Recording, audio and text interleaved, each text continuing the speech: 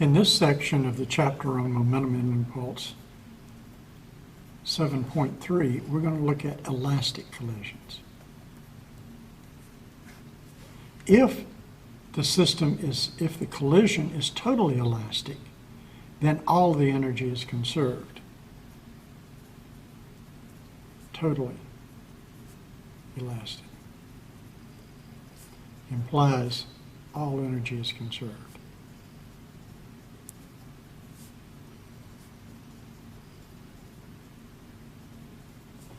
If it's partially elastic, as we mentioned here,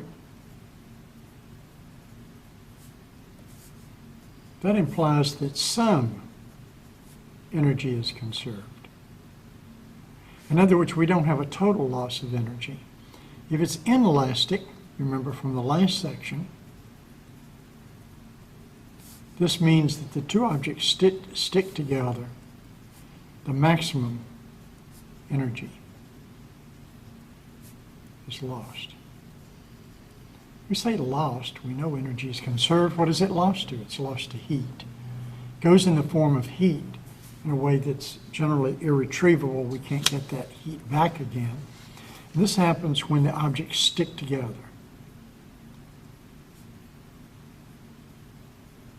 They have to stick together for this to be an inelastic collision.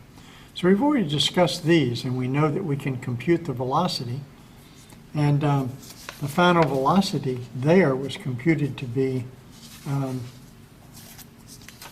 in our equation for an inelastic collision, the velocity was m1 v1 plus m2 v2 over m1 plus m2. And that's for velocity inelastic. Well, now what if this is elastic? That means they don't stick together, and if they don't stick together, you have two objects moving afterwards. So let's imagine we have beads on a wire or marbles rolling in a tray or something like that, but it's a one-dimensional motion. And so we have particle m1 moving with velocity v1, particle m2 moving with velocity v2, and then that's before the collision. Then after the collision, they bounce off.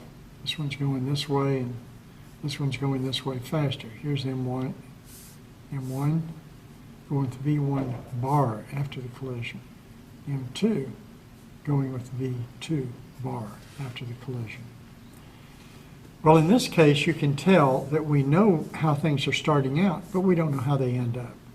And remember, physics represents the understanding in physics is when we can predict the future, that we can explain the new variables. So we can say there that conservation of momentum is going to give us the following equation. Tell you what, let's write it down here. M1 V1 plus M2 V2 is equal to M1 V1 bar plus M2 V2 bar. That's our first equation, that's conservation of momentum. But we also have conservation of energy. If it's totally elastic, then we're going to keep all of the energy, so we know the energy before and the energy afterwards is equal, and none went to heat. What would that be?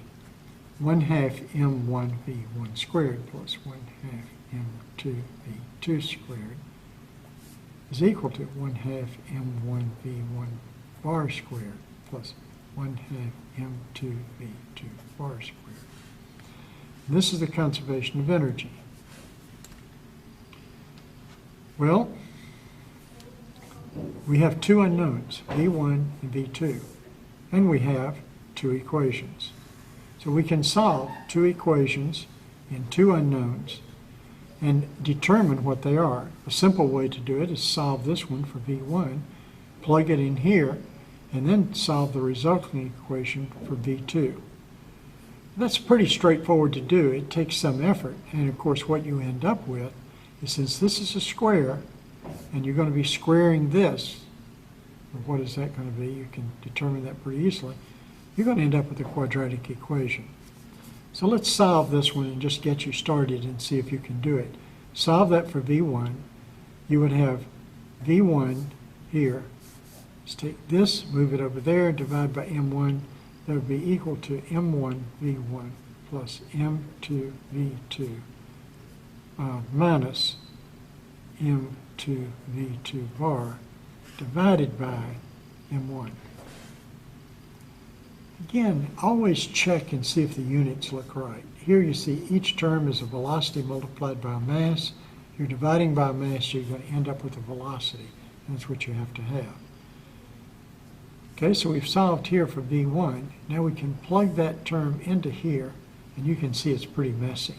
Because we have to take this term right here, which is long, square it, then simplify it with this term, then solve it for V2. And of course what you end up with is these terms are known, so everything there is a constant. You end up with a formula like A V2 squared plus V V2, these are bars, plus C is equal to 0. And you have to solve that equation. And that's going to be in terms of these V2s that you don't know yet. And when you do that, you'll recall that V2 bar is going to equal to minus B plus or minus the square root of B squared minus 4AC divided by 2A.